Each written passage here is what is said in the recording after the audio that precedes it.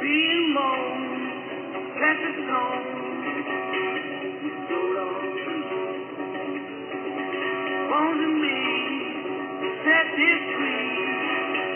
Now they won't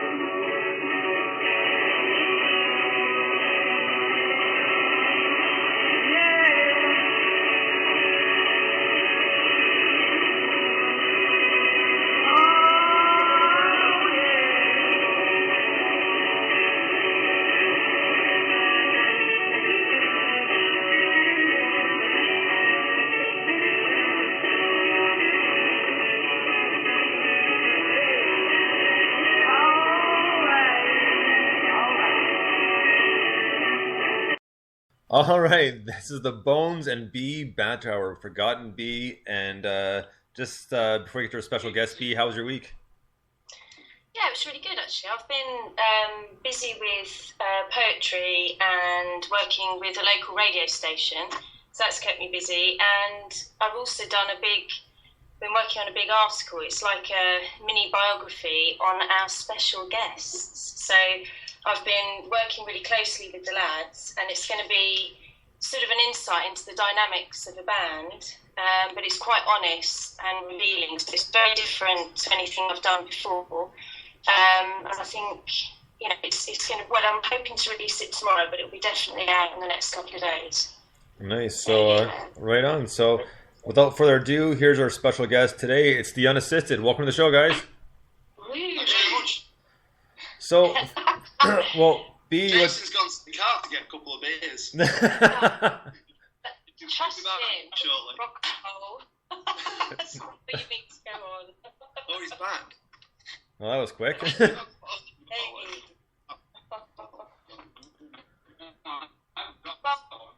Well, there's a bit of news there, about Keith Richards you were talking to me about.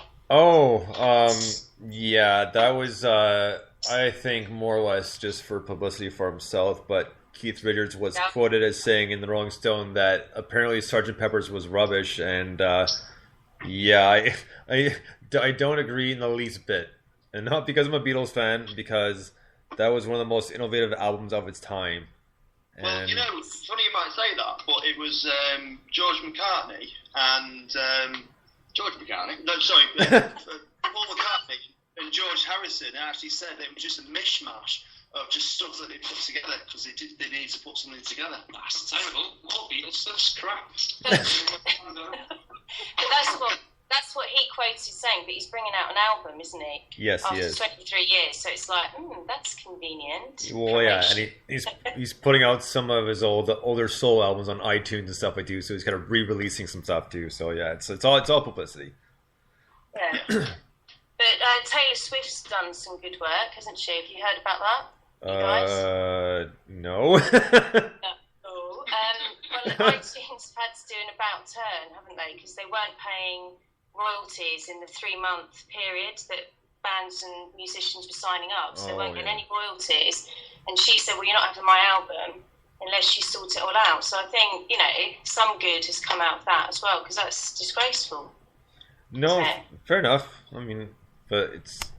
Whatever you think of Taylor Swift doesn't matter, does it? It's at least you put her head on the line. And yeah, they set up a new what was it, Beyonce and somebody else is trying to set up a live streaming service, didn't they?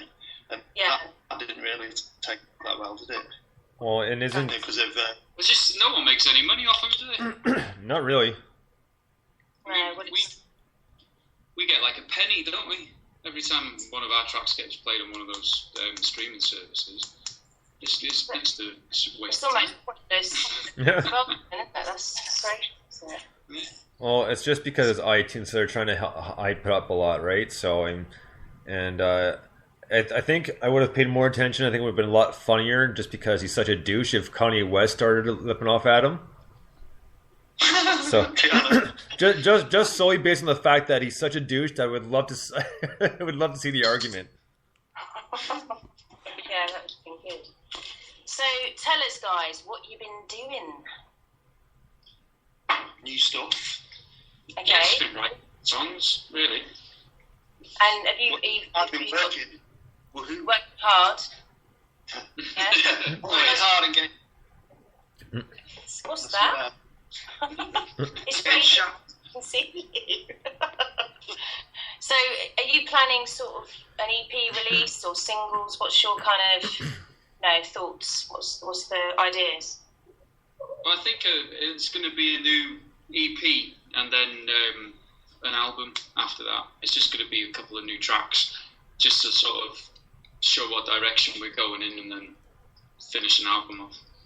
Yeah, I think we've got the EP already. We've not really done sure. We've not sure how to promote it. Yeah, and that's the thing. It's how we get it out there. We've been to radio stations with the EP, and we hear nothing back at all.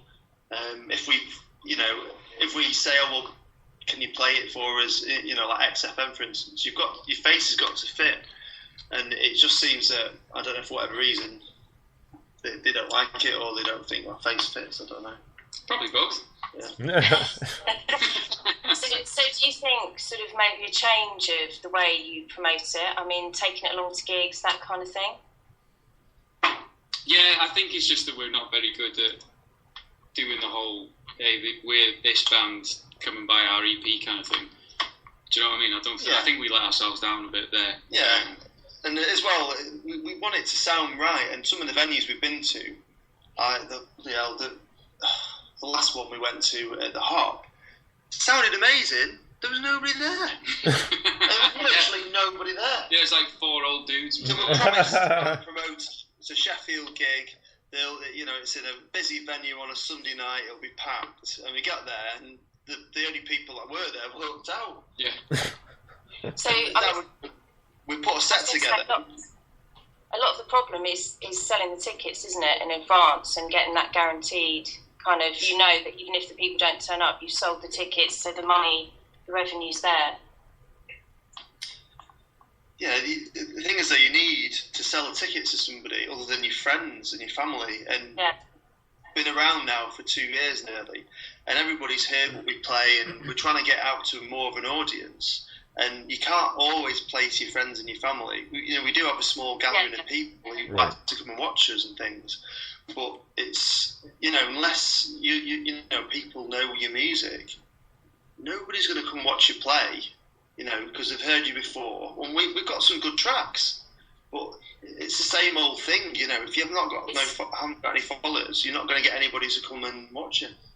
So it's basically, I was going to say, I mean, what you need to be getting to is things like festivals where there's a mixture of music, and maybe there's a lot of people there that haven't heard you, or possibly getting to maybe supporting other bands that do have a bigger following, so you can kind of mix with their fans, that kind of thing. Yeah, but the thing you find then is, even if you go on the bill with more, popular bands or whatever, then a lot of their fans don't actually rock up to the show until they're on, so you still end up playing to next to nobody. And I think the problem with Manchester scene as well is, if you don't know the right people, or if the right people in that circle don't like you, then you're not going to get the gigs where you can go and play to those kind of crowds. Do you know what I mean? Yeah. Otherwise, you end up just doing like where we've been playing, where you play to like 5-6 people, if you're lucky, and then you end up just going home. We have found it very difficult. I don't think it's a case of having bad music or other people having better music than us. I think it's just who they know, and it's the same with any kind of industry, and it's the same with acting, all that kind of stuff. There was something interesting I heard on the radio. There was this artist who came over from America, and she was warned, or it might have been Canada, not to come over, female artist, to England. And one of the music promoters and the recording label said not to, because the industry, as in what we play, is saturated. And so she came over and she did a handful of gigs. She said some of them were occupied, some people came to it, patronised it, but half of the gigs there was nobody there. Wow. She was a famous artist from America. I forget the name of this artist, but I found that really interesting. And it's true that the Manchester music scene and the English music scene, indie scene, is quite saturated with really good talent, and so it's trying to break through that. What do you think, Bonio, about it? Well, I mean, it sounds like you're almost between a rock and a hard place, really. Because, I mean, it sucks that you have to know all these people just to kind of play where you need to play. I mean, just promotion in general, it can be hard. And I completely get that. But it's really a matter of just hoping that the right people like hear it, see it, or pick it up. And that's the thing. It's because even though there's so much social media out there, there's still a lot of word of mouth involved. Yeah, and but that's what it's always is, don't it? You just keep going out and doing it until you're lucky enough to have somebody hear you know, the right person hear you play, isn't it? I suppose it's perseverance and longevity, isn't it? And it's not giving up.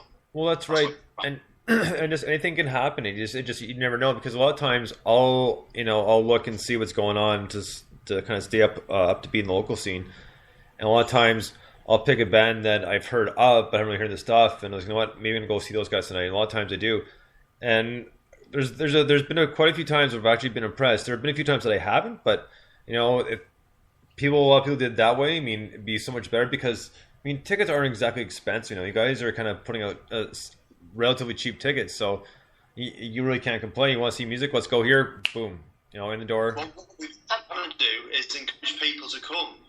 And we just foot the ticket. That's what's been happening recently, okay. And that still doesn't make them want to come. I think we're going to change as well. I've not mentioned this to Jace yet, but we've talked about it. I mean, briefly, saying that maybe I'll do some speaking with a microphone on stage and just generate some interest as well. But we've not tried that yet, and it's not something just to. I don't know, change the situation. I think changing the format and kind of regenerating, there's still a lot of fans out there that maybe haven't heard your music yet, and it's worth hearing, because it is quality tracks, and I think, you've just got to stay positive and go with it, and I know you've had ups and downs with social media and things, but there is a method behind it, and it does work, and it does get people excited and involved. And I know it can be really negative, but it is really positive as well, that side of it. So, yeah, but it's not like don't get us wrong, we're not moaning. We still enjoy doing what we're doing, and we still enjoy gigging and stuff. And we have a laugh gig into one person or loads of people. It doesn't bother us. So we're not in it. That's the main we're not in it. Yeah, it's just a shame that some of the stuff we come out with, we love it, and then we'll play it to death to ourselves, and then by the time we should be playing it to people and enjoying what we're playing, we've played it loads, but to nobody. So it gets a bit frustrating, and we're like, oh, let's do something else. We're bored of that now.